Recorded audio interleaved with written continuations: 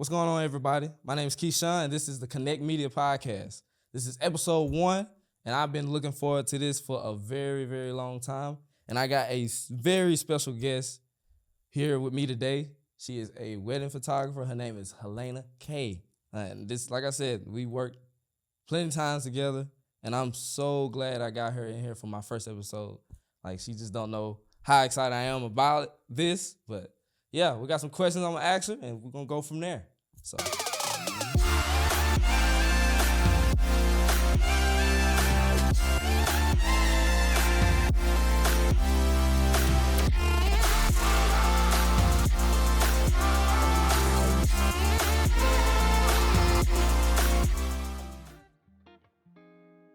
Hey, what's going on? Nothing. What's going on? Nervous. Hey, it's the first one, so we're gonna get all these little jitters on, out the way. But as time's go on, I think it'll be fine. I think we'll start to just flow. relax and just be our normal selves like how we always be. Chit-chat like we do at weddings. All the time. But tell us about yourself. Just introducing yourself, what you do, and exactly why you love it and stuff too. So. Okay. My name is Helena McCullough. I'm a wedding photographer based out of Oxford, Mississippi. And I guess you wanted to know how I got into the industry. Mm-hmm. It was really accidental. I was in college and working 2 full-time jobs, and I got a camera just to take pictures of honestly my dogs. And then I somehow started taking pictures of my friends, and then I started getting paid for senior sessions and stuff like that. And then I shot my cousin's wedding, right? Okay. It was a terrible experience, and I thought I'm never going to shoot a wedding ever again. But that's because I didn't know anything about it.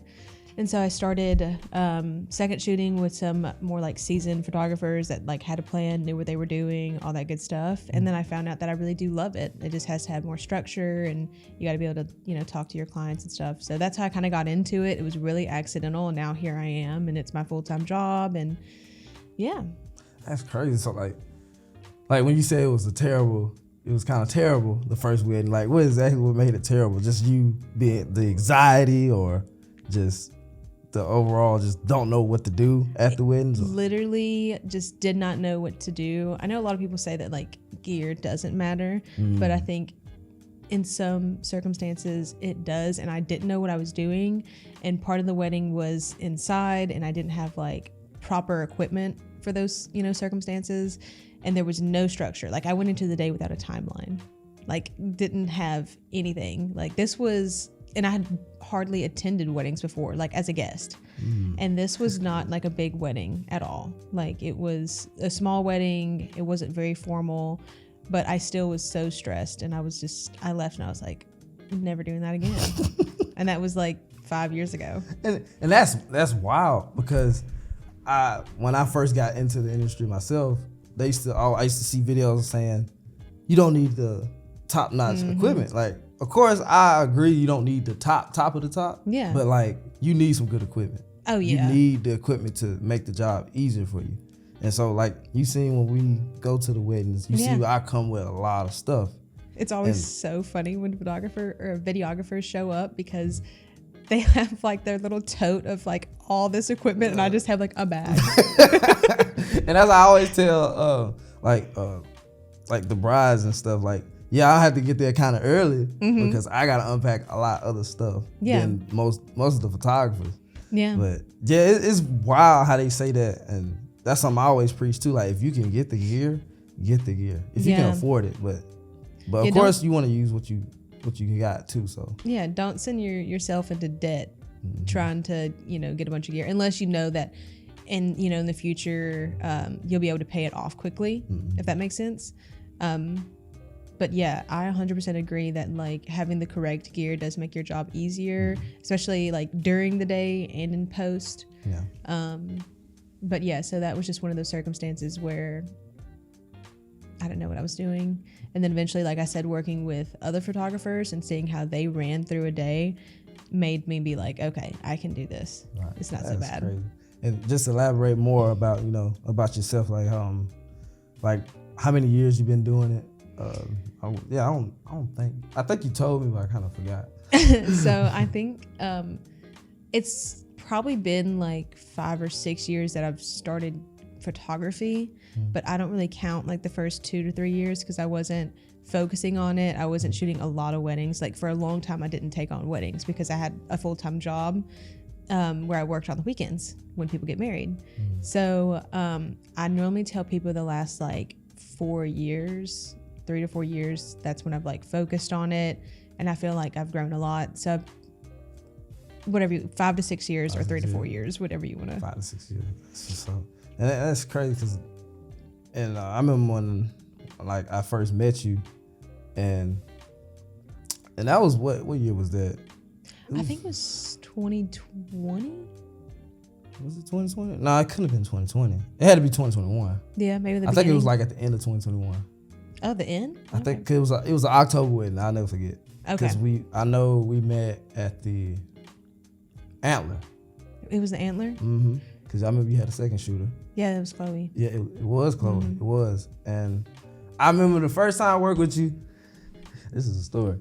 And I wasn't sure how, I was used to working with people, but I couldn't read you in a sense. Yeah. Like to understand like what makes you tick, not like mad, but talk and comfortable. Yeah. And I was like, I hope she don't dislike me. I feel like so many people get that impression. But like the thing with you be so locked in on what you're doing. And that's great. Like I love that because a lot of people, they tend to lose focus very easy. Yeah. And just let stuff just bypass them. Because you know how it is on weddings. Stuff is just, it's constant. There's like, all the time. Sometimes 5 or 6 hours where it's just like stuff back to back. People don't realize that we don't really sit down. Like legit. I know I don't. It's rare that I get to sit down and just ponder my thoughts. Now, I will say that I do make it a point, now that I've been doing this for a little bit longer, I do, I don't stress about taking a break and sitting down, because if I'm just completely uncomfortable from standing up for so long, I'm eventually gonna, feel really frustrated. Not frustrated, I don't know how to explain it, but just like not on my best game. So I'm like, okay, well, I'm gonna go sit down for 5 minutes, even if it's me hiding out in the bathroom for a little bit. You obviously been in the industry for a while, and you've seen many mistakes being made, not by just vendors, but I imagine brides too. Yeah. So like if you got like a story, I would love to hear it too. Like a story you seen when a bride just made a costly mistake on her wedding day or before, and whether it's in the planning or whatnot. Do you got a story or whatnot? I don't think I have a specific story that like stands out, but I do feel like, because a lot of the brides or just the couples in general, they haven't attended as many weddings as wedding vendors have, so they think that they need all these things and they spend all this money on like stuff that they're not even going to be able to enjoy, and no one's really paying attention to the day of, if that makes sense. You planning a wedding too. And so I know you see from both sides for sure now. 100%. Yeah. And so basically what I'd always said, people would ask me, or they would say, I'm sure you know exactly what you want in your wedding because you've been to so many weddings. And my response was always, I know what I don't want. I know, like, I didn't have like a specific theme that I wanted or something like that. I just knew things that I wasn't going to spend my money on and things like that. So from the vendor point of view, I see a lot of, even in the beginning, like the decorations and stuff. Stop it. Stop it. The biggest money saver, if you're going to have a big wedding, you need to choose a venue that already has the tables and chairs and the linens, and a venue that you don't feel like you need to dress head to toe to make it pretty. Like, you need to, if you're going to spend your money on something that's going to cost you thousands of dollars, then get something that's already pretty without anything, and then kind of just like add a little bit. I don't feel like, we see those really bare venues that just I don't know, it's like just a big white room, which is nice for us because it's white. Right. Yeah. But, you know, they want to add their own decor and stuff to it. So that's probably my biggest thing is what I see people kind of making mistakes in, where I feel like you could have had something better if you just looked a little bit longer and stopped focusing so much on the decor, because then at the end of the day, you have to go home with that decor and you're just stuck with like these boxes of decor that you're selling on Facebook Marketplace now. That's what's happening. Yeah, that's crazy. And I never thought of that too. Yeah. Like all the decor, you got to put it somewhere. Yeah, And you stuff know. too. And that's another thing too. Like a lot of wedding venues, like you said, I want to touch on that. Just the overall looks of the venues. Like I love, like you said, I love it when it's white. 'Cause a lot of venues that I go to, they just you'll think that they will have like photographers and videographers in mind because that's how they can market their place. Yeah. In any, that's kind of like free marketing. I've always said that. Exactly what you're about to say. Like I've always said that. And I never understood that. Like, if I knew if I was in that type of niche and I knew that people like these type of vendors that's gonna actually be coming here and filming this place all the time, I gotta make it look pretty nice too, for one, and make it color friendly. Yeah. And so like that's the main reason. Like even with this place, that's why we did it, because we knew we were gonna have people in here, and plus we're gonna have people shooting here too. Yeah. So, but yeah, I always thought about that with the venue owners. Like, I always wonder why they always choose very, very dark colors. It just always used to confuse me. Or like they leave like the natural wood and the ceiling, like maybe the walls are white, but then the ceiling is pretty, like to the naked eye, to someone that's just booking it. So it's pretty. You know, it looks good. It's like this wood, like the raw wood kind of look. And then it just doesn't look good in video, I'm sure. And in photography, I have to go in and like adjust all this stuff. And when vendors don't, or venue owners don't think about where the sun is setting, that drives me insane. That's a whole different topic too. I don't understand. I've always said, I was just talking to my fiance about it. My like biggest, like I want to stay in the wedding industry. I just am fully aware that I can't shoot weddings for the rest of my life. So I'd like to open up a wedding venue at some point and really like cater to photographers and videographers and stuff like that, and still make it pretty to someone like a bride. And like we all got our different styles and touches to our weddings and stuff, and that takes time to find. I realized that as I got into it, I didn't get it right off the bat. No. And sometimes I'm still, in a sense, perfecting it. Yeah. And so like that's what I want to ask you is like, how did you find your style? When did you knew that you had your look that when they see it, they're like, oh yeah, that's Helena's photo? Like, when did you perfect that style?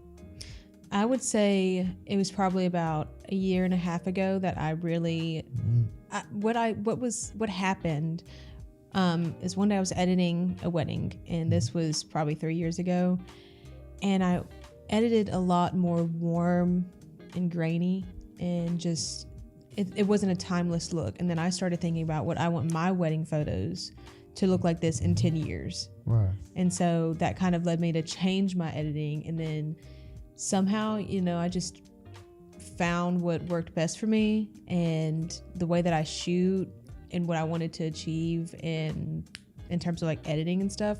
I would say that the style of posing I'm still perfecting and still working on, because there are a lot of people that are a lot of couples that just, they're obviously not comfortable in front of the camera because they've never had to do this before. So that's a whole other entity that you have to find, like the clients that like want to be more free with their posing and natural and things like that. But in terms of editing, I really just found that by just trying out different stuff, honestly. I think I spent a lot of money on presets, which was a waste of money. So you really just got to find one that works best for you, and then you're gonna have to tweak it. Like I tweak the heck out of mine, and yeah.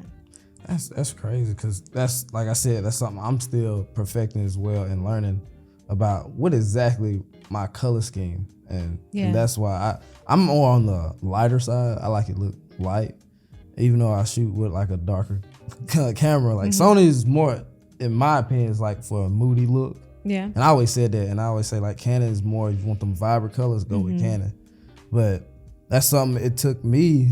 I knew like my first year, you know, I had pretty, you know, decent quality just to be starting out. Yeah. But I was like, I always knew that I got to get a certain look. So when they see that video, they know that I filmed it.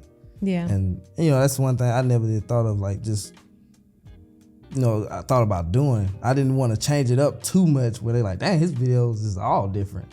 And that's one thing I had feared. Like when you just said that you bought so many presets just to test it out, that's one thing I was kind of scared of doing, you know, just putting that money into that and see, you know, and I guess I just need to invest in it and just practice with it, you know, and don't worry about.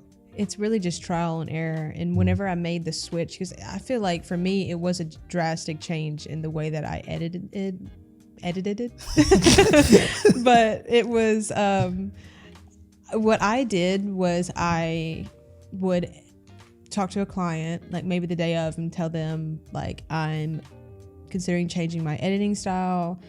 And so I'm going to send you your gallery as if I would edit it how I now do. And then some previews of like how I want to edit, and I just want your honest opinion on what you think. And that's what helped me. You know, a lot of people say that they preferred the new editing style. And I know it sounds really weird, but the way that I look at people's work is that going to match with everyone's like aesthetic in their home if they print that picture out and hang it up? Because if you have something that's like this grainy, warm, very filmy kind of, I always think about like, is that going to match their house? Right. I don't know how to explain it. That's like deep. But so with my editing now, I feel like it's a little bit cleaner. It's not too bright, but it's not moody or anything like that. And I do edit kind of accordingly. So for some like couple sessions, some of it might be a little bit darker. I really work with the light that I'm given. So on wedding days, some things are just a little bit more darker and moodier than others. But yeah, so that's how I changed mine. And then I eventually just started posting only that. I almost started like feeding it into like my social media and stuff. And that's wild. That's like kind of hitting on that, the decor, like when you put the photos in there, how, like, think about that. Like, my question is like, where do you get your your inspiration from? You know, I know you said you see the type of trending things going on now, but where do you get your motivation, or who inspired your style? Like, did you have any mentors or? There's not one. There's definitely photographers that I love and that I look up to in terms of like their success and how they balance like their work and life and stuff like that. And I do like their editing, but I haven't seen anybody who edits extremely similar to me, if that makes sense. I think everybody is just a little bit different. And I think it has a lot to do with where you live too, like the location. Like the other day, I'm actually considering changing my editing style now. Nice. So I bought some presets just to play around with. And like I said, I don't edit, or rely heavily on the preset. It's just to like see things from a different point of view. I guess that makes sense. And I don't know. So I don't know. I feel like you never really perfect it. I feel like you're always gonna. Always. Like who really inspired me? I think I told you before, and that what made me get into this videography business was my boy Luke. Oh yeah. Yeah, my Luke boy Price. Luke. Yeah, like he because at first I knew that I wanted to do it, and I kind of had a vision for myself to do it as well. But like when he kind of took me under his wing and showed me how he lived, how he operated throughout the day, how he scheduled out things, and just overall, just his quality of life, I was like, man, that's exactly what I wanted. Yeah. You know? And just seeing how he perfected his style over time too was definitely inspiring to me, because like he made it look easy, and I knew, just by watching him and being under him, that it was gonna be easy for me too. Yeah. So, but yeah, and that's kind of how I got into it myself. Just seeing him and understanding it and going to actual weddings with him too. Yeah. Cause he was like your mentor. Man, he was really like for this company, for like videography in general. Yeah. But yeah, he was an amazing guy, very amazing guy. And to this day I always praise him for that too. So I think I'd worked with him like 2 times before I met you. And I may have worked with him once since. But yeah, he's really cool. That's what's up. Yeah, he is. But I think another thing I was gonna ask you too was like, do you do any travel photography? Like, do you do any destination weddings, or do you go out of state often, or do you kind of just stay in the area? Well, that's something I'm slowly trying to get into, but I feel like it really is just like a process, because obviously people in other states, they don't know who you are. Because for me personally, I think I get a majority of my business from like Instagram and word of mouth. Like, just somebody was either at the wedding that I was photographing and they found out who I was, or of a friend or something like that. So it's just a slow process. I will say that normally, I probably shoot like 3-4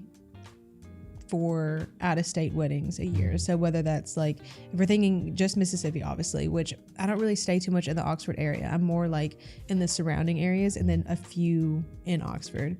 But like Alabama and Florida and Tennessee, Louisiana and Texas are a few of the areas that I've worked with or worked in, like shot weddings and stuff. So it's been fun.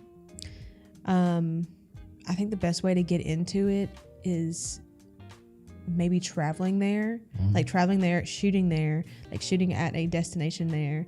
And even if it's just like a couple session and then posting about it online, if that makes sense, like in putting it into your portfolio. Because if people see that you have traveled and shot in other places outside of where you're based, they're going to be more comfortable with you traveling to them, since you already have a portfolio that's, I don't know, has some like out of state, out of town destination stuff. And so like, do you recommend doing more like destination weddings, or just traveling out of state? Like, since you have done it, would you rather take more of that on at this point?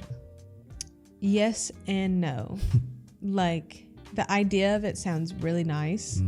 But I do have a son, so I have a 3-year-old, and I just wouldn't want to feel like I'm like always gone for work, if that makes sense. So I think a few times a year would be really nice, or like maybe if it's a time where like my fiance can come with me and he can, watch my son while I kind of do my thing. Right. It almost feel like a mini vacation. I think that would be a lot of fun, and it'd be a really good experience for my son to just kind of have and see different places at such a young age, to make sure, he's not just raised in Mississippi. And that's another thing too. Like, I try to make sure I don't work, I work a lot, but also enjoy myself too. Yeah. 'Cause like you said, time goes on. Time goes on, and having those type of experiences, it makes it worthwhile. Of your job, of course, because I know y'all really enjoy yourselves when y'all on those type of trips and stuff with your family and stuff. So that's why I asked that. Like, would you want to take on more of that? And I think that's a good thing for your son too, because he get not only be tucked in the house, but he gets to see the world a little bit too. So even if it's just like a short little 72 hour trip just somewhere, because normally, like this past weekend when I went to shoot a wedding outside of Tampa, we had like one full day of like freedom where we could do whatever we wanted, and it was just really cool because I've never been that far south in Florida, so it was cool to see the beaches there. And I would like to be able to bring my son on those kind of things, and also work and like meet people from around the US and maybe outside of the US and stuff like that. But it is just really a slow process for me, because I can't just like pick up. Like, obviously all parents can't just pick up and leave to go visit someplace. Yeah. So I would like to, but I think I'd like for it to be like a steady thing. Like I'll do like, 4 out-of-state weddings a year or something, I know a couple years ago, like being on social media it was a big thing, but like now it's like everybody has to be a content creator. Yeah. Like literally everybody, like even photographers, they have to learn how to do video too, whether it's with a smartphone or not. Yeah. They have to learn it. And so like, that's what I was going to ask you, like, how do you keep up with with the trends and how do you incorporate it within your style or just overall your social life, like social media life? That's so hard because I hate making reels. I hate it. I feel so stupid when I'm doing it. When I look back on them, I'm like, I should delete this. It's terrible. But I'm like, I gotta have stuff up, because that's just the way that social media is, especially now, obviously with Instagram. Like it literally used to just be a photo sharing app. That's it. And now it's like the stories and the lives and like the reels and all this stuff. And I'm like, this is just too much. And like, I don't want to get off. If I'm not working and I don't have my son and I got to clean my house, I'm not getting ready just to make a 6-second reel. It's so annoying. It's full life production. I know. And I'm like, and then you got to, do it like 17 times because it's not synced up and you look stupid. Your hair's messed up. Your camera lens was on. I don't know, just stupid stuff.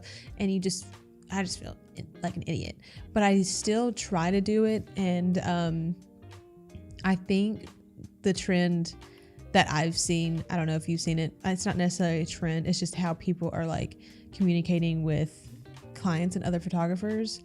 And I think where they're making the mistake is so many photographers are posting reels trying to relate to other photographers, which is not a bad thing, but I think you should be trying to relate more towards clients because photographers aren't necessarily going to be your clients. Yes, sometimes they are. Sometimes you'll work with other photographers and stuff like that if they, need family portraits, engagement session, or whatever. Right. But they kind of do it in a way of like making fun of their clients. Have you felt I seen that? a little bit. Like, yeah, I seen a little bit of that, and I ain't never thought of it that way. Yeah. So if you're sitting there and like a client goes to your Instagram and they get curious and they look at your reels and it's like all these like joking about other clients or experiences they've had, I feel like it can make them feel really insecure. Yeah, that's crazy. And you're not really catering to the audience that you want, which is potential clients. Right. I don't like that trend. It's like they fighting for views more than anything. Yeah. In that sense. And I think a funny one every now and then for sure is fine. Mm-hmm. But I don't think it should be like degrading clients or what they want or how they did their wedding day and stuff like that. And something else that I don't like is probably obviously that I'm big on community over competition. And like you'll kind of see like other photographers very opposite of that, and I've had experience with people like that. I've never understood that.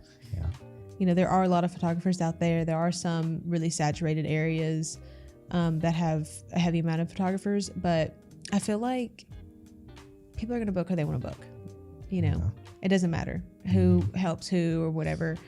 If you help somebody and they get better at it, it sounds silly, but or maybe a little bit selfish, but you're going to help them raise their prices, which raises the whole industry. Mm-hmm. So if you have like all these bottom people that are, charging $50 for a session, it lowers the standards. And they don't value it. And I'm not saying you need to, charge a bajillion dollars or whatever. But I think you should try to make sure everybody in the industry on that same level is kind of, charging the same. That might sound kind of selfish, but I don't think it sounds selfish, but I love that point because when I first started this, I didn't understand why people didn't come together, because I clearly can see like we can work for anybody, especially a photographer too. Like I can work for this IT company, you can work for the IT company, and the thing about what makes this so special is that whoever you know, that's who you know, and whoever Yeah. I know, that's who I know. Mm-hmm. And that's where I think where they missed the point. Instead of saying, "Oh, you in my industry, I don't want you to even affiliate with you." Yeah. But I know people that you don't even know, and you know people I don't know. So how are we gonna cross paths anyway? Like, do you know how many people are in this world? Exactly. And just because, like, you know, just because you're helping me doesn't necessarily mean I'm going to book anybody that knows you at all, period. Like, they might not like or vibe with my personality as much as they vibe with yours, so they're obviously going to book you. You know, like, I think a lot of people don't understand that they're not booking people for just their work. They're booking people for who they are and if they get along, because you're spending a lot of time with that person, a lot of awkward moments. Yeah. So you got to get along with that person. Very, very, because I mean that's why, you know, we do the calls and stuff, just to see if we fit with them too. Yeah. Because you can kind of, as soon as they start talking and asking certain questions, you can kind of get the vibe of like, okay, I kind of see how they're gonna be, or oh yeah, this is gonna be very fun. I can't wait for that. Yeah. But, Kind of like a right fit kind of. Yeah, you always have to do that. That's something I had to learn too, coming into it, and that's a very hard thing to learn. It is, because you never want to turn down an opportunity. No. But you know, you got to think about, like, is it more of a headache?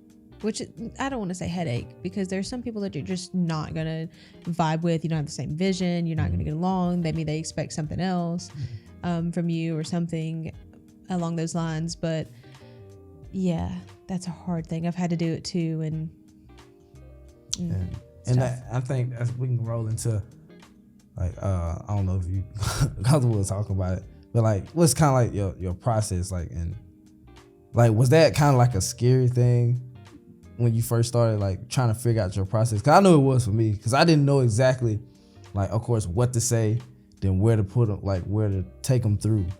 Like through a wedding day? Yeah, like through a whole, like booking me. For like when the first communication to like the very end of like sending the gallery? Yeah, because I didn't know what to expect. And I think that's every beginner's, like, what should I say? What should I get them to do, or what? Yeah. So. I don't know exactly what would be my starting point, but say if someone sends in an inquiry, it's normally like, hey, are you available? What are your rates? You know, blah, blah, blah. So I'd normally have like a wedding price guide. I tell them if I'm available, I'd be like, yeah, these are my prices. Here's my wedding price guide. And that price guide kind of has like all my packages, all my add-ons, a few like little, you know, examples of my work that maybe weren't on the website, what to expect from an engagement session, what to expect the day of, an example timeline, and things like that. So they kind of get a lot of like, it just saves them time. So they can look at it, they have less questions to ask me, and they'll come back. And then we'll kind of, you know, go from either, okay, maybe we're not the right fit, or okay, we're a good fit. Let's talk about payment plans, and what the next step would be, like sending a contract, having the invoice, you know, done. And then after that, we kind of leave the business side of it. So we get that out of the way. I like to get that out of the way first, because it's all the weird stuff that you have to talk to people about. And then you go into, okay, let's plan your engagement session. Tell me what kind of style you want. What are you thinking? What do you envision when you think about, you know, the pictures and stuff like that, or your experience that day? And then in terms of like the wedding, it's more like, it's obviously their day. I don't have a say in it. People ask me advice on ceremony start times and things like that, but I really create, like, as you see my itineraries all the time. And what I don't think a lot of people realize is that itineraries are pretty much the same. The only thing that changes is obviously the times of days you're doing things, and if there's a first look or if there's not a first look. So that's normally one of my first questions is, if there's a first look, we do everything before. So they just, at that point, I create like a custom itinerary, and then we just go from there. I show up and shoot the day, and then afterwards they get a small preview. If I'm really busy, they'll get a preview. If I'm not, then I normally just try to get the gallery out as soon as possible. And then, yeah. And so, like, I see other videographers, some videographers and some photographers do as well. Like, do you do like, do you stay in contact with them even though they make the payment, do the contract? Do you so often check in. like just reach out to them, and like if you do that, like what's some of the stuff you just do, or you just simply just ask them how they doing, or just any specific thing you do? Kind of depends on the person. There were some couples, mainly brides, obviously, 'cause I'm a female, so that's who I communicate with most of the time, and they kind of have the say in what's going on anyway.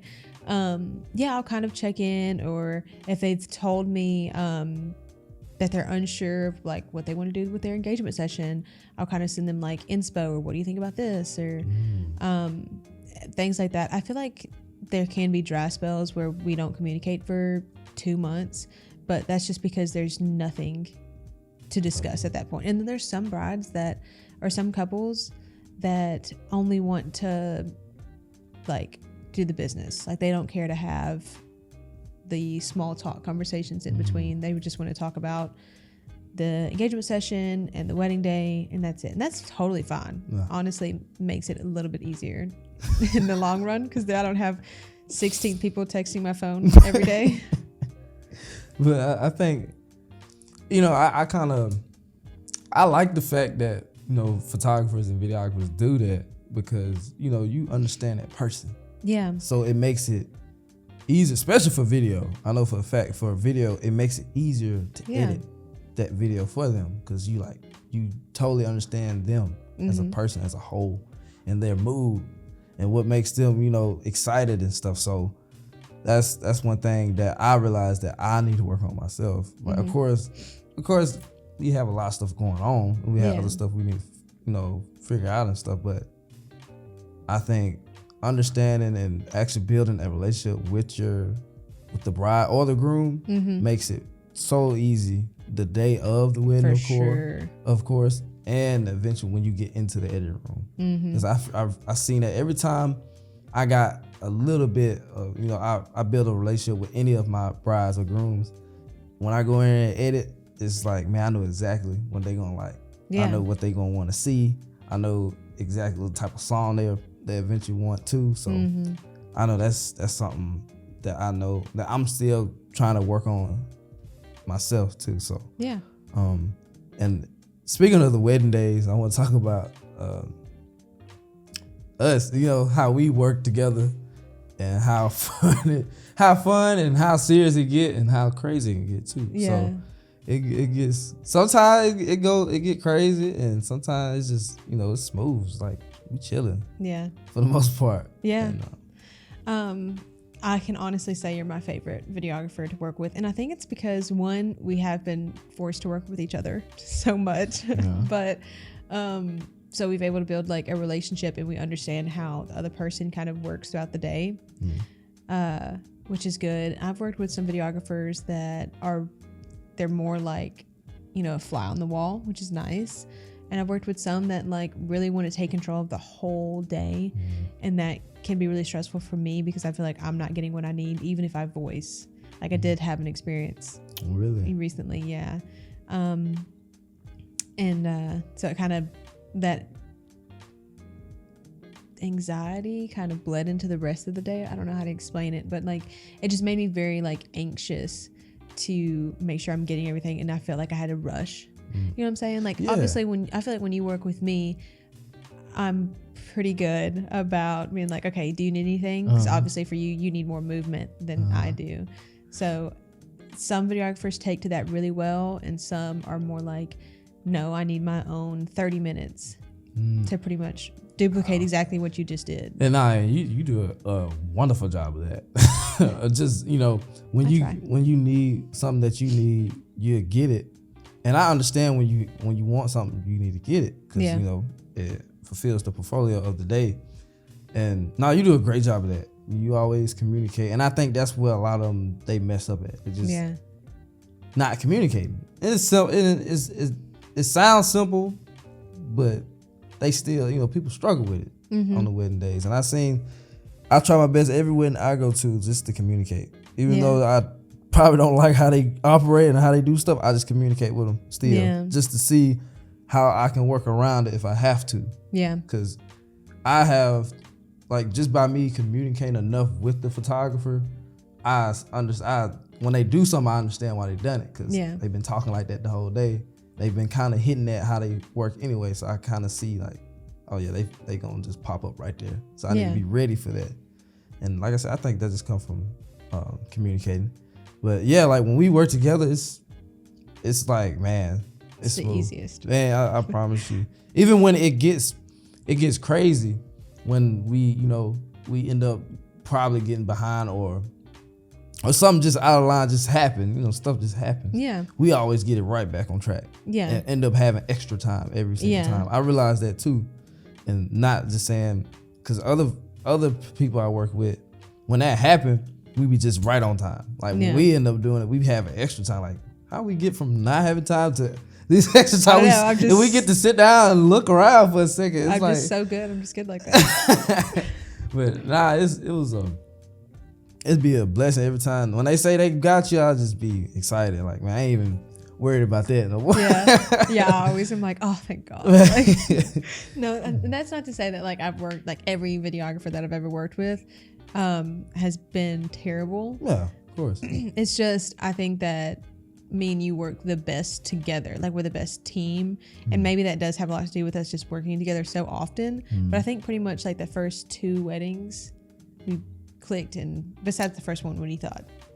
Yeah. You didn't know what to think about me. I know, but I would say towards the end, I felt way better about like how, I got a gist of who you were. Of course, I didn't know everything, but I like, okay, that's how she worked. Yeah. And your first impression, it was, of course, I didn't know what to expect. But when I left there, like, yeah, I hope I see them again. Yeah. Most definitely. Yeah. And I was going to make a point. What was my point? I lost my train of thought. Move on. But like when we work together, it's like we said, it's a relief. And just not only having that, when we had that timeline together and stuff, it makes the job a lot easier for us too. It really does. That's one thing I like, how you don't do too much on there. Yeah. Like I have photographers where they when they send it, they got like 2 pages. I was it's like squished together. Like, why you got that much? It's like we reading an essay at this point. Like it should things be get lost. Simpler. And I think what bothers me when people do that, and it's not, I don't want to say bothers, but like the way that I look at weddings is, I will say at the beginning, when I first started doing this and started taking it more seriously, I did kind of like jam things into those days. And now I try to focus on just the couple, and it's their day, and they may not want to spend all this time getting these pictures that I want to post or have in my portfolio, because it's kind of selfish. So obviously there's the day of is going to happen as it happens. You can't change that. You can plan as much as you want, but someone's going to want this, someone's going to want that, we're going to take that out, oh, so-and-so's not ready. So I really just try to like give space in between for the bride and the groom to breathe and not feel like it's this whole production throughout the day.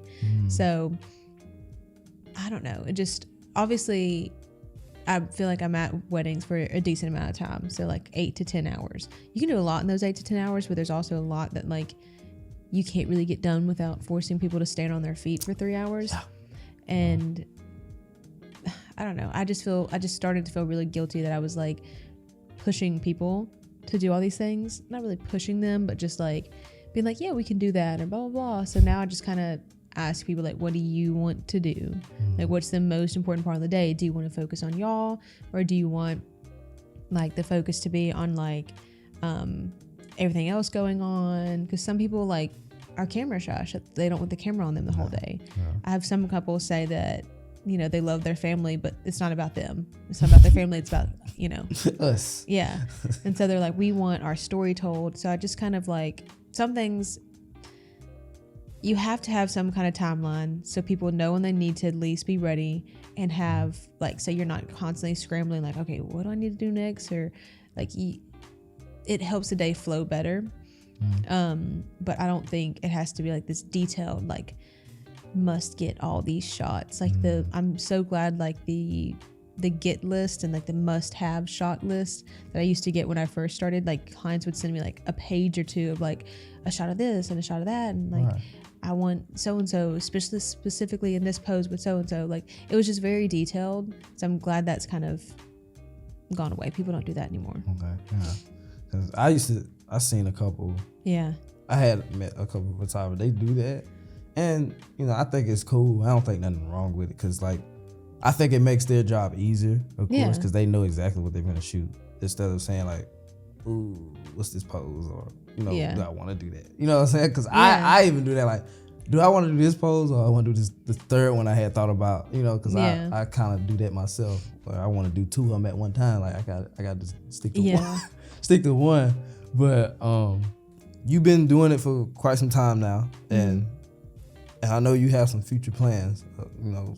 Of course, dealing with your family, and just also your own goals. And so, like, kind of like explain like some of your future plans that you have for yourself.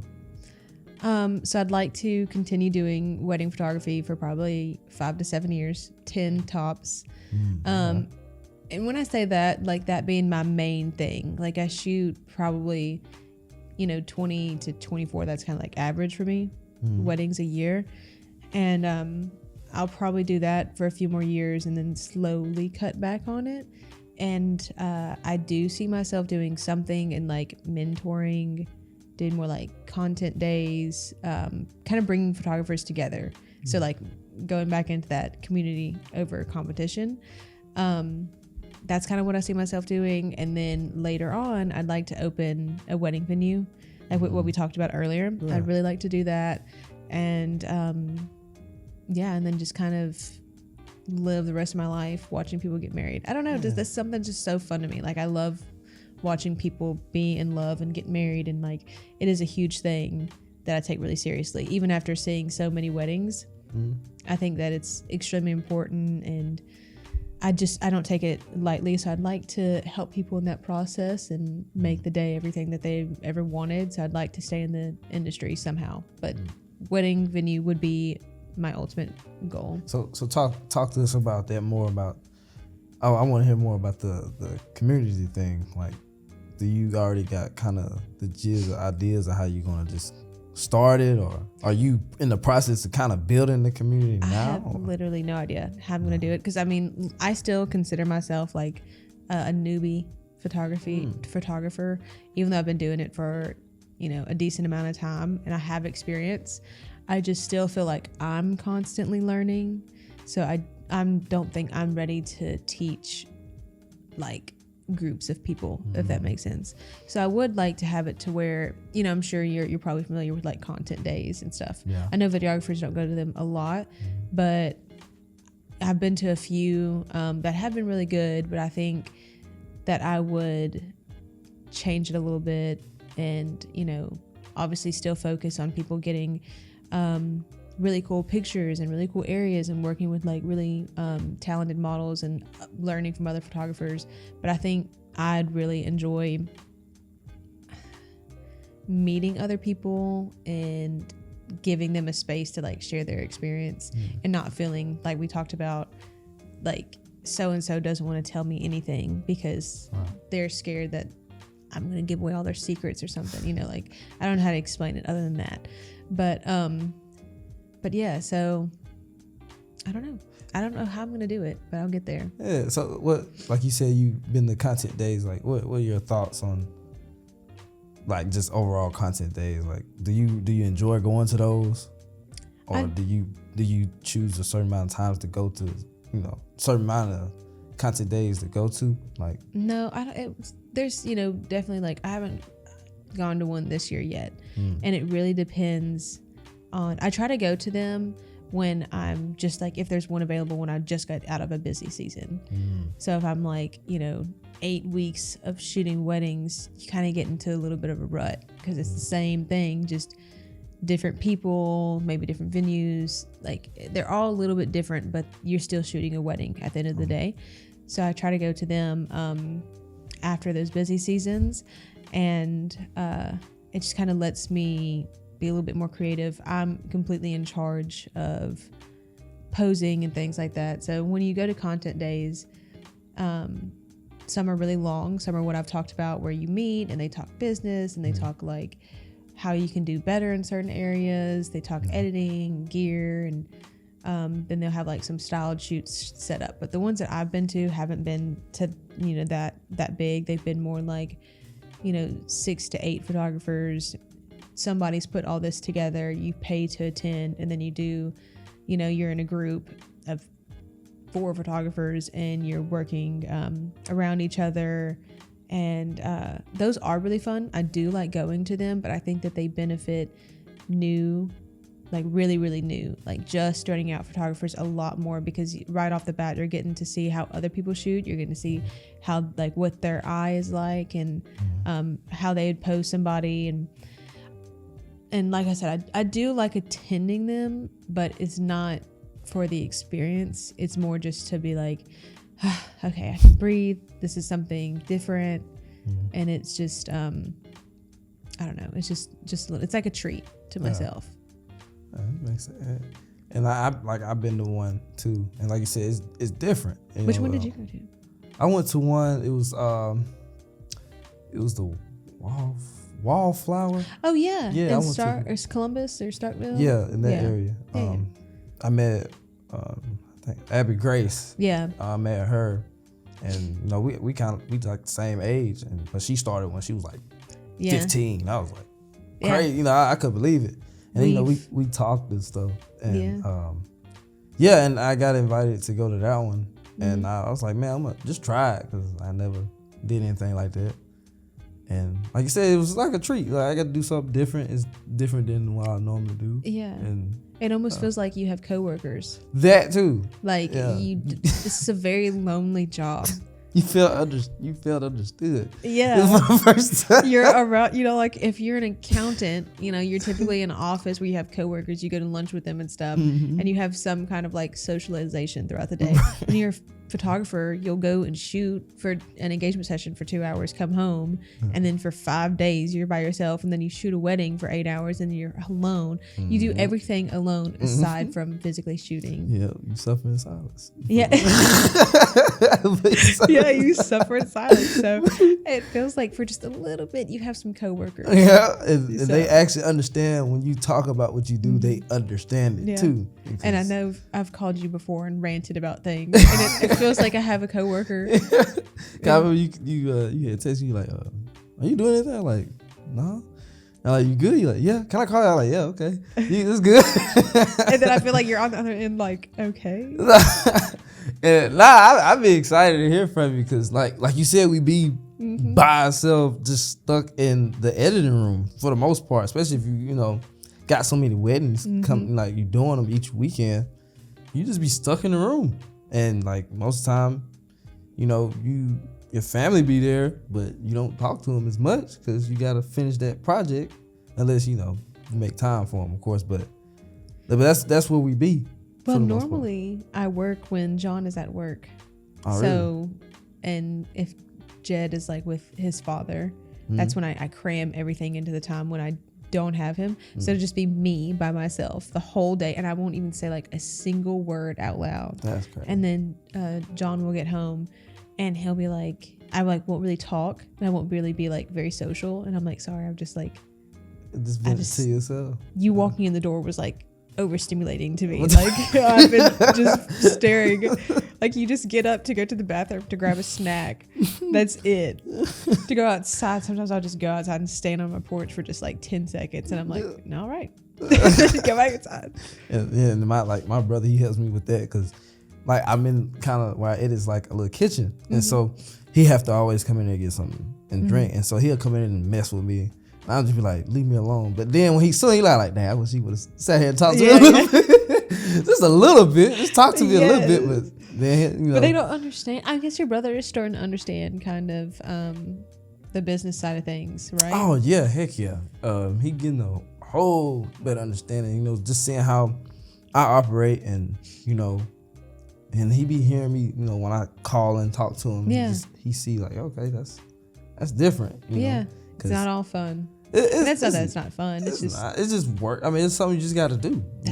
I hate that side of it. I hate talking to people about, like, it's such a weird feeling even to this day, like the money side of things and the payment plans. Like, I obviously am very transparent about those things, but I hate when things change, like the wedding day changes, and they're like, oh, I'm gonna need you for like another 2 hours or something, and then I don't know, just like the business side of things in general, I hate. Like, I hate building the website. I hate doing the taxes. I hate the like tracking mileage. I still haven't got that down. You know, like it just things like that. I hate that side. Like, I wish I was at the point where I could hire somebody to do all of that for me. Like, to be an assistant, essentially. Right. But that doesn't make any sense. Like, so newsflash for anybody that want to start a photography or videography business, you're gonna be everything but that. Just about. You're gonna, like you said, 10% of the time you're a photographer. You're gonna be a sales person. You're gonna have to market yourself. You're gonna have to build your website. You're gonna have to learn totally different, like so many different skills just to make it all come together. Like, people, I think that's what people don't understand, why we charge what we charge. Yeah. And do the stuff that we do, because it's a lot into it. It's not just a simple, I got my camera, let's shoot it. It's not, it's totally different. You know, totally different. Like, my brother, one of my brothers, love him to death, but he still does not understand why people pay me what they pay me. And I'm like, I'm not just showing up and taking pictures. And he's very proud of me, you know, but he still is like, I don't understand it. And I'm like, well, that's because you don't see it as something that like is a luxury. And because that is, I mean, at the end of the day, it's not a necessity, it's a luxury. So I don't know, you wouldn't show up to work and not get paid what you get paid. There are some people, like athletes and stuff, no clue why they get paid what they paid. I would never pay somebody to throw a ball around. Absolutely not. Like, no. That's wild, because I've been watching, you know, I play basketball, so I still watch NBA. And I literally just had that thought 2 nights ago.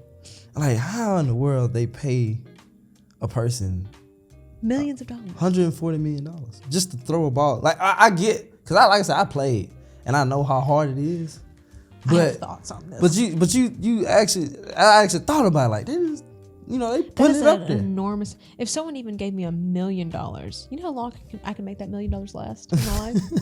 140 million, and then sometimes they come out and be like, "I'm broke." What did you spend it on? You know, they get the top of anything. So. But to me, I don't know. Like, I'm really happy with my rates right now. I feel very comfortable.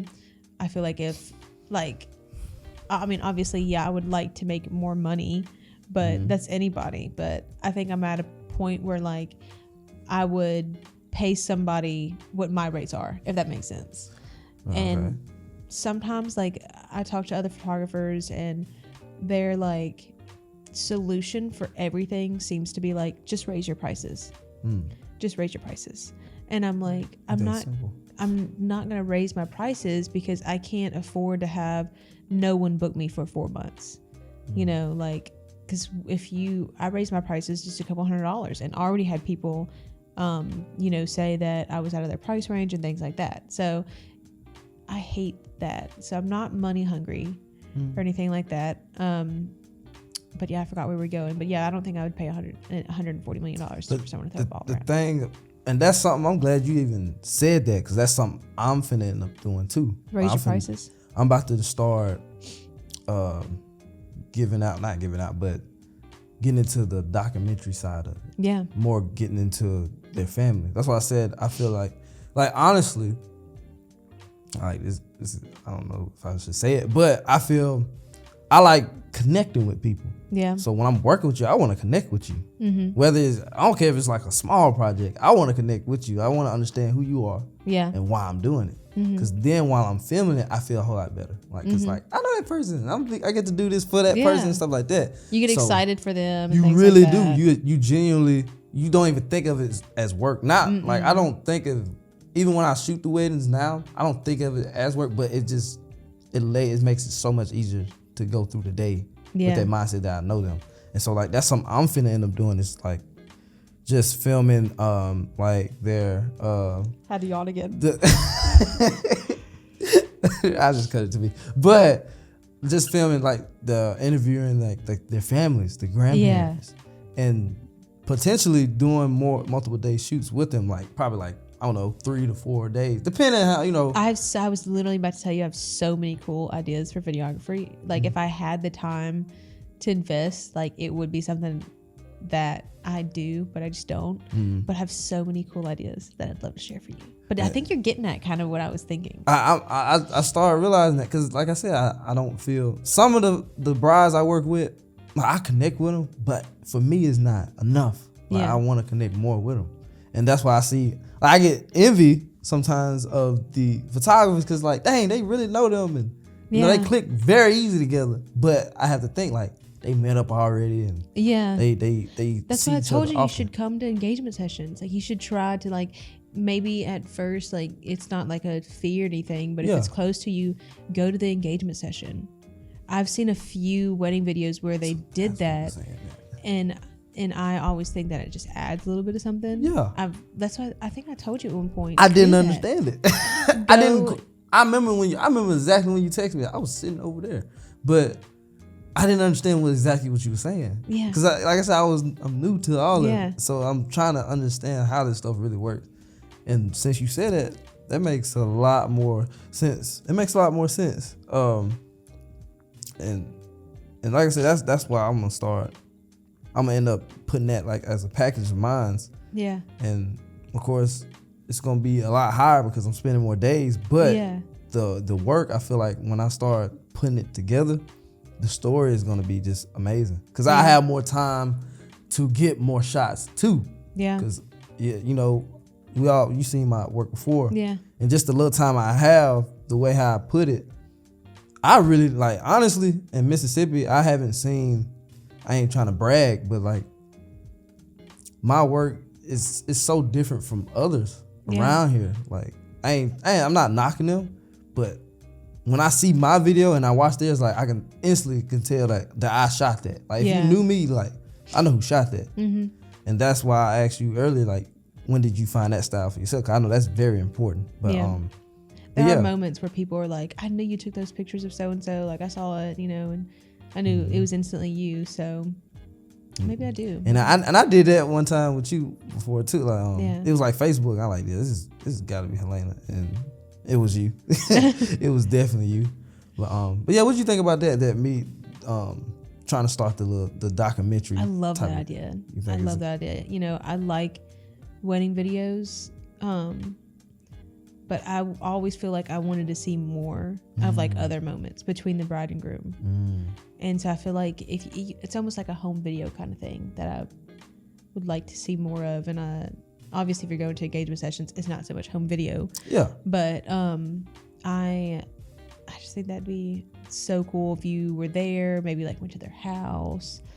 Yeah. And I feel like they get more out of it. Yeah, they have like this really cool video that they can look back on and like show their kids, and like their whole family can kind of see them instead of just like the wedding day. Yeah, you know, I think that's a great idea. Yeah, I think you should do it. I definitely had to run that by you for sure. You want to look for things that the rest of the people in the industry aren't doing, and that'd be like a perfect thing to start going into. Are you still doing like the senior sessions and stuff? So it depends. I've had people that like maybe I did their senior portraits in high school and now they're graduating from college. Though I'll do them. And I think I've just gotten to where I'm just not advertising that I do them. But if someone specifically reaches out and I'm available, I'll do it. Granted, those rates are a little bit higher than what I would charge for like an engagement session, because an engagement session is like what I want to do, if that makes sense. And so if someone's asked me to do something that I don't normally do, but they want me to, then like my prices are a little bit more, if that makes sense. I don't know how to explain it. So you actually charge more. Yeah. When something that you normally don't do, like for instance, let's say, I don't know, like a birthday party. I won't do those at all anymore. At all. Just because it's just like I don't gain any experience from it. It's not something I want to market to at all. Now, for seniors and stuff, like I love campus, okay? I love walking around like on this campus. Yeah. But I've just been there so much, and so when someone's like, oh, I have a group of 10 girls that want to do like a group grad session on campus, that's not something that I particularly want to do. Like I will do it because I love doing it, but Right. I don't know how to explain it. Like I'd much rather use that time to work with like a couple that's like a little bit more free, kind of more of my vision. But at the end of the day, you said something like that weddings don't really feel like work.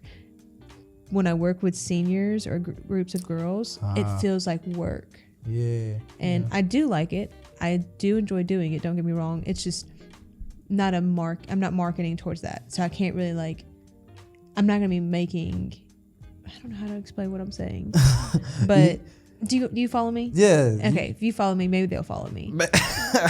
You saying the income is a little different. Yeah. And you probably, I think it's more of a challenge too. Yeah. Because I actually work with seniors. Yeah. Myself, and I'm doing something totally different than video. Yeah. So, but I kind of understand it when I work with like seniors and stuff. Mm-hmm.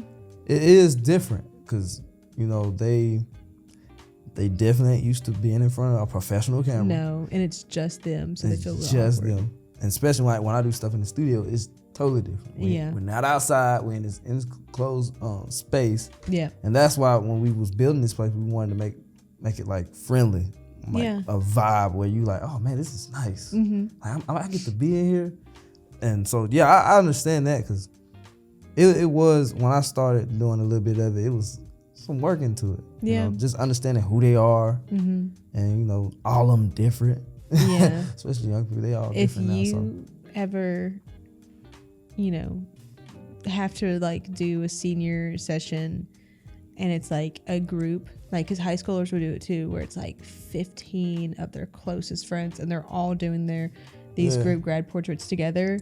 I do actually find that I enjoy working with like high school grads a lot more because Really? they're so like, they're just so excited. They're becoming an adult. Like, I don't know how to explain it. And so they're more creative. They just are. They're not, I don't know how to explain it, but when you work with like college grads, they're just a lot more formal and they're more professional at that point.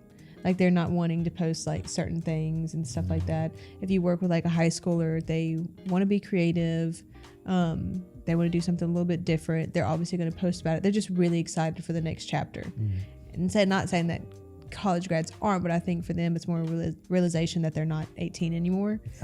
So it just depends. But you should, I think even you doing like a video of like a grad session, high schoolers would be a lot of fun.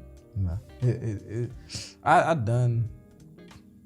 probably get to do something this year too. I did like 2 videos for some graduate, and it was pretty fun. I mean, I got to go back to my old high school and see people I haven't seen in a while, and get to see that experience. And when I graduated, we didn't have a graduation, so like you didn't have a graduation? We didn't. It was during COVID 2020. Yeah. You graduated high school? Yeah. Oh, jeez. You didn't know that? For some reason, I knew you were young, but I didn't know you graduated like in 2020. Yeah, I graduated. That's crazy. So y'all didn't have like a graduation ceremony at all? We got this auditorium. We only had 4 people to just be in there. Yeah, and they say our name, say a little something, say our name, walk the stage, and 4 little people like it's just 4 people right there. And walk off the stage, go back out the back door. And how big was your graduating class? It wasn't too big. It probably like 100 and something. Probably like 130 maybe. Something like that. At least you had to sit there. We had like close to 200 and like, they'd call your name, then you'd sit. Yeah. And wait for everybody else. I was totally, I wasn't too upset about it, but like my classmate, they was not happy about it at all. I bet. It's a big thing. I was already, I was getting into this. So I was ready to go. Yeah. If you know me, I was planning for this practically my whole life, So I ain't saying I hated school. I loved school, but I knew like eventually I'm gonna be on my own. I'm gonna have my life. I want to get to it. Yeah. And so I wasn't too upset about it. I got to do it, and it was a different experience. But I had 2 more questions for you. Okay. And it was, I know you've been hearing about TikTok. It getting banned? They are finna ban TikTok. I don't know, because I don't want to sound too ignorant, so don't take this with a grain of salt. Yeah. But I think that it's not just about TikTok. It's more about, like, I saw something where this girl was reading what the bill was that they were going to get passed or trying to pass, and it's like banning all ways that you can communicate online with an app that has over 1 million users. So that's like everything, like down to like FaceTime, essentially, is what I heard. Now, I did not do my thorough research, but it's I don't think that it's TikTok having because I don't know what you've read about, but it's like China like being able to, like, it's like a breach of data or something. That's like exactly a privacy thing. What I heard that they was just getting information, just on U.S. citizens, and that's what USA, they don't like that, But what I read was that China TikTok and the U.S. TikTok, they don't share like the same whatever that like would connect it to, where it'd be like a privacy issue, I don't know. I think that it's not a good choice to ban a social media platform, because there's always going to be another one that comes out just like it. And a lot of people's livelihood depend on social media now. Yeah, I know. You're taking away like how companies market themselves. You're taking away how parents provide for their children. Like, that's influencing is a huge thing right now, and I feel like it will always be a huge thing now that it's like been out there. I think it might dwindle down in the amount of people that try to do it and the success rate, but people are always going to duplicate apps. And I think, obviously, I don't know, part of me thinks it's like maybe it is a privacy issue, part of me thinks that whatever, but I don't think that they should ban it. Now, if maybe I was more educated on it, I think differently. But I think that why not focus on other things that are going on in the country? And like, I think the reason why they trying to really finna ban it now is because, like, the CEO of TikTok, they gave him years to fix it. Yeah. And I seen that they was asking questions, and they let him review them and stuff, but he still won't just answer the questions. And I think that's why, like, now they feeling really try to get rid of it. And I thought that was crazy, because like you said, like, this is that platform, it's like number one. Everybody's using it. It's a very, people use it to use money, to grow the business, to make money. And you'd think that he would try to make some precautions to, he'll fix, tweak some things so it won't go that way. But it is what it is. But my fiance doesn't even use TikTok. Oh, really? He does not have a TikTok. Anytime I post a TikTok, I have to show it to him. Really? Yeah. So I know he got Instagram and stuff, right? Yeah, he has Instagram, so he's more like an Instagram reel or like a Facebook reel. And I'm like, you're so old. Yeah. Stop it. But he'll show me something. I'm like, yeah, I saw that like 3 months ago. You're late. So what do you see yourself doing in the future? Like, how far in? Like, you're like everything. Or what is I guess I want to say, like, what are some things that you want to accomplish in the next 5 years? Let's do that. It's a couple things. I dream big, so I always got something in the back of my mind that I want to do. But I say in the next 4 or 5 years, and maybe just the 2, I definitely want to build this YouTube thing, because I want to be able to have an income. Yeah. Where I'm just, I got multiple videos out. Yeah. And got them all packed up, and I can put them out. And I'm making an income from my past videos too. Yeah.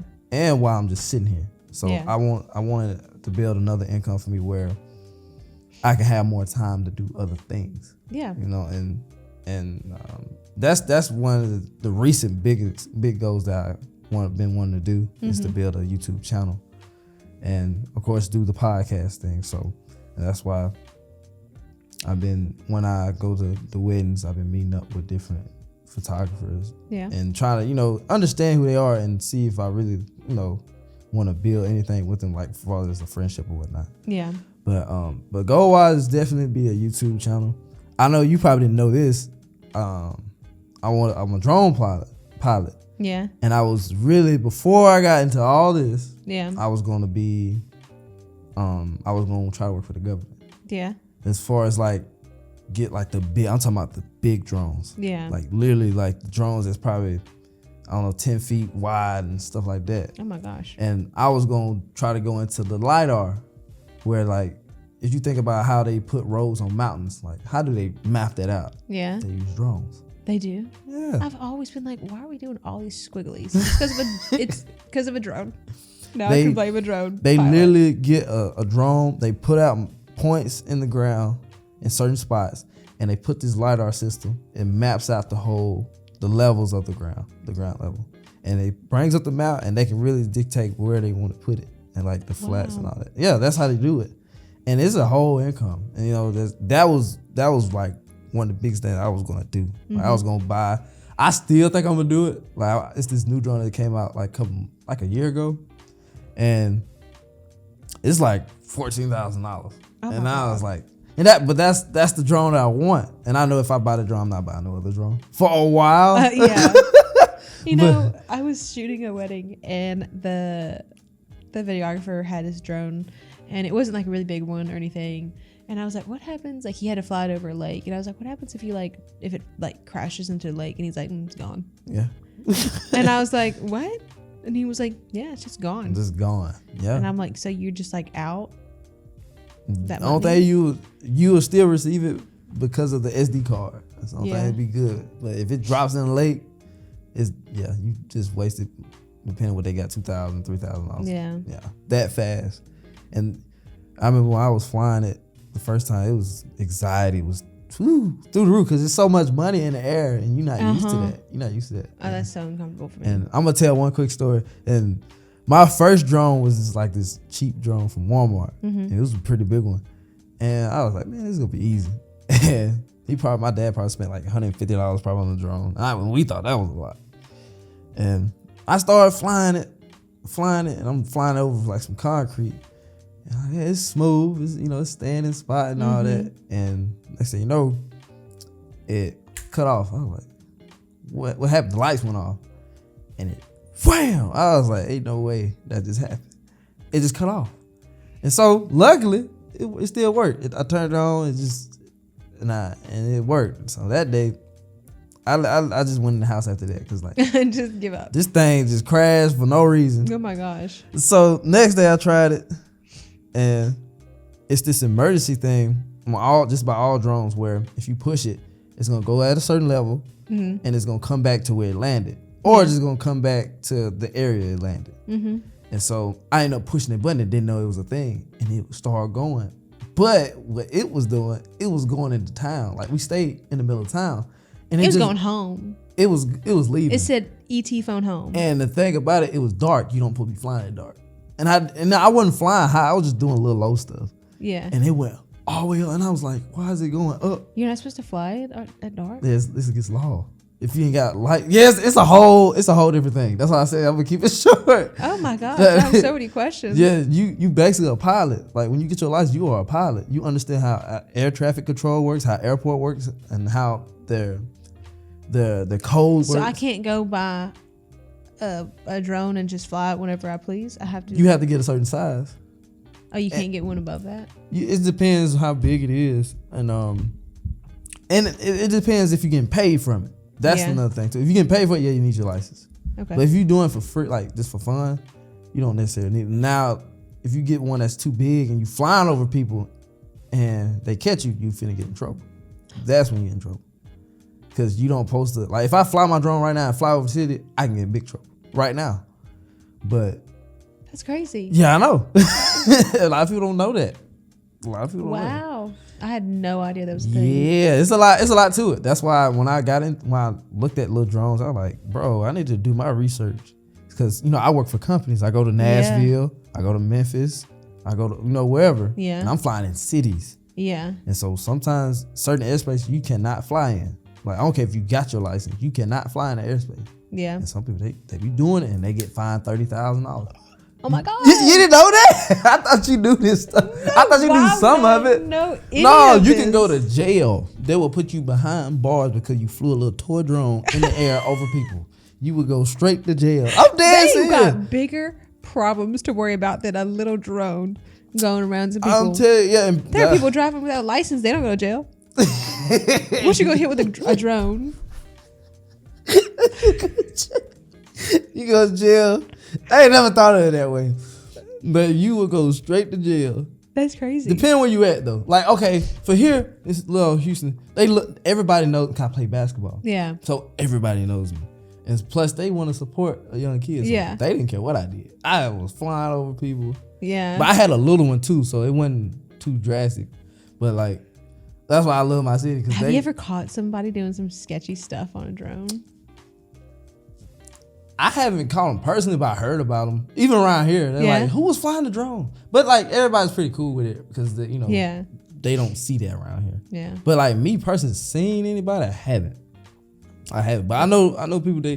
I see why they have them laws in line because like I see that I can watch anybody. Yeah. Like I did it one time with my friend. I know I can say this, but he's a real close friend of mine. And I ended up seeing him. I was just flying around here and I ended up seeing his car. I'm like, where he going? And I literally followed him all where he went. Stalker by drone. And I'm like, this is crazy. I'm real life stalker. Did he say anything? He didn't know. He still don't know. Oh my God. And I followed him and he went to our park. And I'm way up. But I could see him moving and I'm just watching. He met some friends. Oh my gosh. I'm like, this is crazy. You know how many, if white girls find out about that? I don't, but like, that's why. You know how many, they're going to be stalking their boyfriends. Like some crazy stuff. Oh God, yeah. Like, Dad, I want a drone. Like, why do you want that? This is to learn a little skill. Our sorority needs one. That's crazy. But yeah, it's dangerous. My other question was, how did you get into, like, I know obviously Luke helped mentor you and stuff, but what made you start off and doing like the commercial side of things? So the very thing I filmed first was basketball games. Okay. And I used to play AAU ball. So I was a cameraman and play ball. Yeah. And I used to do travel ball. And so I used to do both, back and forth.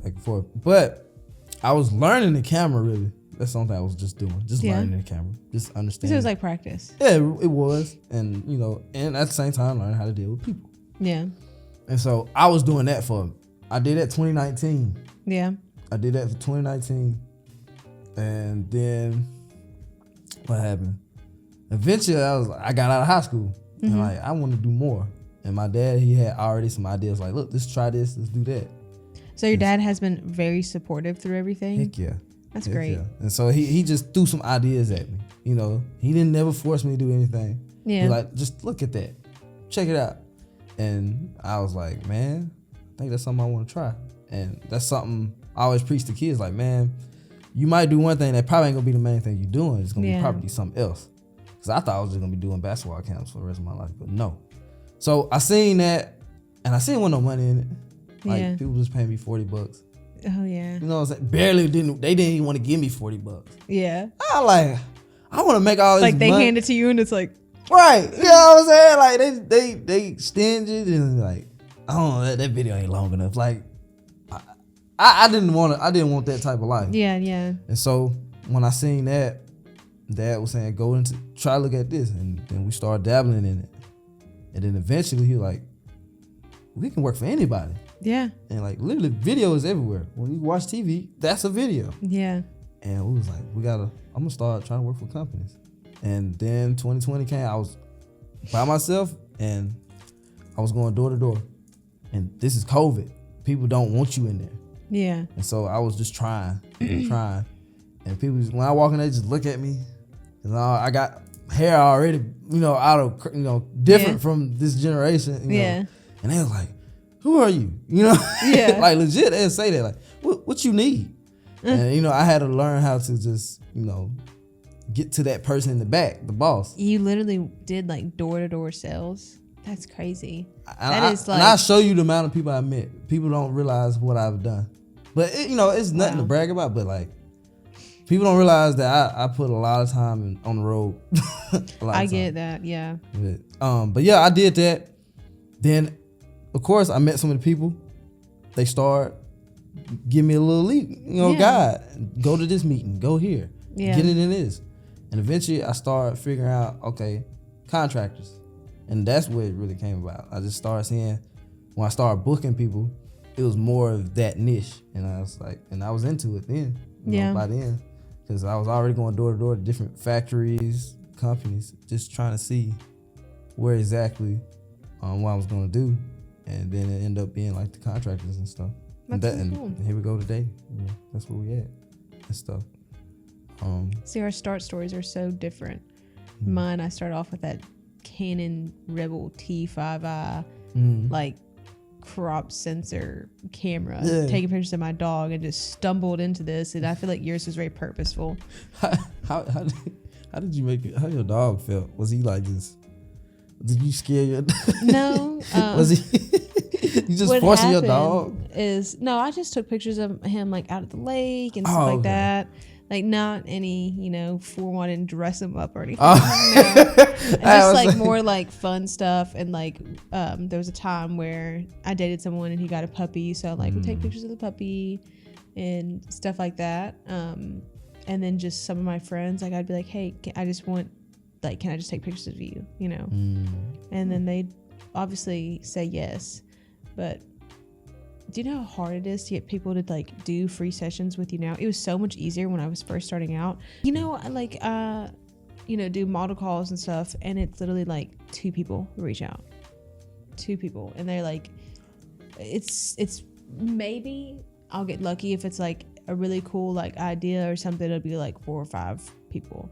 And normally it's couples, so it's like 4 or 5 couples or something like that. But I'm like, I don't understand why you don't want to get free photos now. But everyone wanted to when I first started out. And that was my second question. You said it. Models. How did you?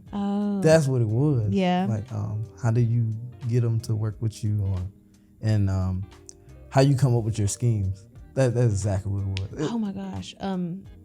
So for like my like schemes or like the inspiration, I draw a lot of that from like Pinterest or like everyday life. Like I know it sounds really silly, but like if I see like a location that I want to work with, I'll kind of I'll literally like, look at Pinterest and look at people's like outfits.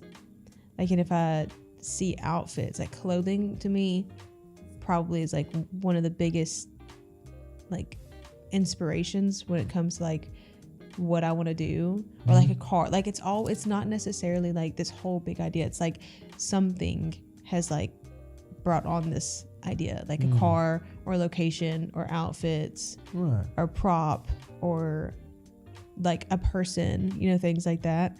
And then finding models, like I was saying, can be pretty difficult.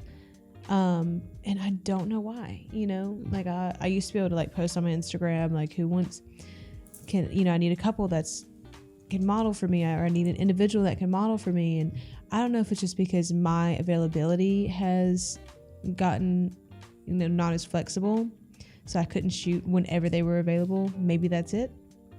But I don't know. That's wild. That's something I'm, dabbling into, the modeling. And so like, have you ever like tried to reach out to agencies? Yeah, so I did in the beginning. But for them, it's almost too formal for me. And, most of the time you have to pay them. And I like to, if I'm working with like a couple, I find that it's better if we're doing like a collaboration. Right. It's a trade-off in a sense. Yeah. You actually building your portfolio. Yeah. And they get, pictures. Right. So we both get something that lasts forever. And I'm not saying modeling agencies don't do that, but I feel like, because you don't really get to contact, or some don't let you like communicate with the model beforehand, or they're very strict. And obviously it's to keep the model safe and things like that. But, but I don't know. That's definitely something that like I want to work on. That's another benefit of content days, because someone else has found those things for you. And while it's nice to get a creative, The only downfall is it's not your creative ideas. Yeah, and that's something I was just so worried about when I started the photography, reaching out to people. Yeah. It's like I knew I was gonna work with a lot of like women and girls, and then I always try to make sure that let them know like I don't want to do nothing. Don't worry about me doing anything. I'm not a creep. Yeah, I'm not. 'Cause I just simply just wanted to take some photos and build my portfolio. Male photographers have been given a really bad rap. I heard a lot about it. Even like from other photographers, they tell me about their experiences. I'm like, God, that's crazy. You know? But yeah, like I had shot with a model last year, and luckily, she was talking to me instead of the agency, and so she was like, yeah, that's fine, and that's cool. And I had to let her know that I just trying to build a portfolio. I just got an idea. That's what I want to do, and I realized that, like I said, I'm a guy. And I'm telling you to come to this studio. Yeah. And it already doesn't don't sound, And I know like, cause that's like, I just don't text people just to text people. So I just have to go ahead and just say it and just immediately show a photo that I'll do. Like that. And then if they, you could always be like, you're welcome to bring a friend. Oh yeah. I always tell them that, and they always end up bringing like, I don't know, their mom or something like that. And I'm, totally fine with that. Cause I want them to be comfortable. Yeah. Like I said, I'm just here to do a photo session. But I remember that was so weird. I know some of the people I reached out to, they're like, why?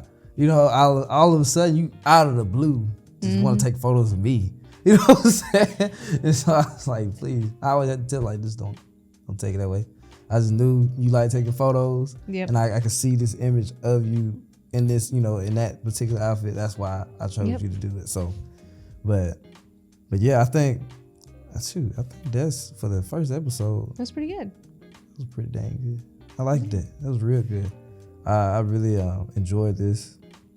Eventually, I know I get to look back on this years from now or even months. 6 months from now. Yeah, it was like, man, let's see what we was talking about back then. What we was talking about? Like, you have to have me on again. Oh, of course. I'm always, be in touch with you and stuff, and I'm gonna have you back in here again eventually.